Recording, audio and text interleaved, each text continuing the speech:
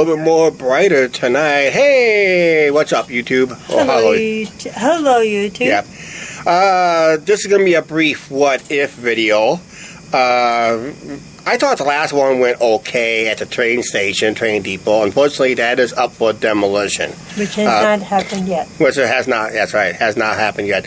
But at least we got it documented on the channel. Okay, if anybody remember our recent 2 trips to Chicago on this channel, the most recent one, I don't know if I remember saying it on the video. If not, I said it between shots. I asked Angie, what if... It was between shots. Yeah, it had to be between shots. I know for sure. It may have been on the video. But I asked Angie, boy, Angie, what if... What if we lived in Chicago by the CTA train? By the CTA tracks, we would hear them all day and all night. Yeah. What I'm explaining is this. If Angie lets me explain, I'll let you explain. Okay. I'll talk about it, okay? Okay, everybody knows we like to do our patio chats once in a while. But I told, on our recent trip to Chicago, I told Angie, what if we had lived in one of those crazy apartments next door to the CTA blue line or red line / brown and purple line trains. Imagine the noise level. Yeah, imagine the noise level. Those tracks runs 24/7, basically. That's the blue line and red line. Yep. And they run 24/7. But at night, they kind of reduce the trains down every 30 minutes. But sometimes you never know. But what if we would live, Lightning. I know there's lightning.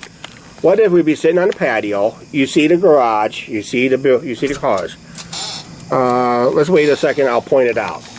Okay, I'm using this walkway and the handicap as the point of reference. Let's say the tracks was elevated from there, going east-west. That's where we're looking at. We're looking south. Let's say the tracks goes east-west, and most of them do go east-west. What happens is the tracks is elevated up to the level of this camera, which is where I got it basically level right now. And you see those trees in the background. You probably see a flash of lightning every so often. So let's say at the point of level of my fingers. That's the actual height of, let's say, the CTA train tracks, because they're pretty thick down, and sometimes they have low clearance. But what if we lived in Chicago on a patio similar to this, and you had trains rumbling back and forth, and maybe an occasional car down the street? Oh yeah, I know. Clicker counting how many. You'd be counting how many times I see in a day. In a day? Well, you'd be counting how many times we get interrupted on the patio chats too. Yes. And that, so yeah. And of course, living in Chicago will be very expensive, because even some of those run-down apartments that's next to the CTA train tracks, they can set you back almost, a single bedroom there can set you back almost $1,000 to $1,500 a month out, because most of them are within walking distance of the platform. So it makes it a little bit more expensive to rent, because it's more convenient getting off there and getting on the train and head to your full-day job or stuff like that. Boy, it's got to be a good paying jobs out there in Chicago. Maybe a lot of people, I heard a lot of people make more money for panhandling out there. Well, I wouldn't do it. I wouldn't do it. Just guys, don't get confused. The CTA train's not going to happen in Chicago. I mean, it happened in Chicago, but it's not going to happen here in Clinton. Nice. It would be nice, subway trains and that, but you're going to have a minimum population of 3 to 4 million people in a city.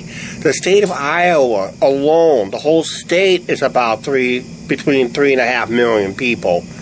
You talk about the whole state of Iowa. The whole population of the state of Iowa is the population of Chicago. Ouch. That's no wonder they say it's expensive. Of course, it's a high crime town too, and that. So that's another reason. Good thing we're not living in Chicago. We do have our Chicago friends that lives in Chicago, but they don't really live in Chicago. They work in Chicago. They work in Chicago, but they live in the suburbs. They live out in the suburbs, so they commute. Patrick, he averages his commute time from home to work is about an hour. He told me one time an hour and a half on average per day. So he's usually on the road 3 hours a day, just going to and from work because of the traffic jams. You have to accommodate the traffic jams. And because we've been in a few of those traffic jams ourselves, so we know a few of those traffic jams. In fact, you saw one of them in our live streams too. So, and that. But quiet time, even the apartment, our apartment has a quiet time. It's 10 p.m. till 8 a.m. Yeah. Kind of early for a quiet time because a lot of people are still coming home from work and going out to work, and people leaving, going to work at 6 in the morning and all that. It's going to create a little noise and havoc and all that stuff. But if you lived in Chicago, if there's quiet time, if the apartment requires us quiet time, and you're next to the CTA blue line or red line trains, Boy. It's never going to happen. It's not going to happen. Never going to happen. You ain't going to get no quiet time. Maybe 30 minutes at the most if you're lucky. And that, so. But yeah, the patio chats, if you just imagine doing a patio chat and right out there, just where my level of my fingers are, just where my, well, just say the level of the patio railing here, and that. The CTA train's going by, zoom, zoom, zoom, every few minutes. Rush hour, zoom, zoom, zoom, every 3 minutes during rush hour. As the night progresses, then it's every 20 to 30 minutes. Sometimes they will meet and all that. But yeah, that would be, our patio chats would be noisy.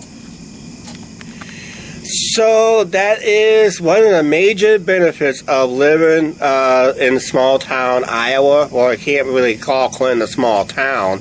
It's the biggest city in Clinton County, and it's one of the 15th biggest in the state of Iowa, I think it is. I believe it is. I don't know. Maybe somebody will correct me down in the comments down below and that. So, you know, we're lucky we have a bus service here in town. We take advantage of that whenever possible.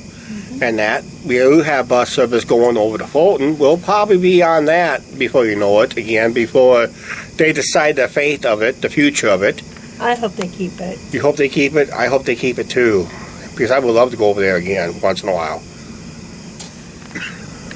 But yeah, basically what if we did our patio chats if we lived in Chicago? Yeah, our patio chats in Chicago. What if we did our patio chats in Chicago?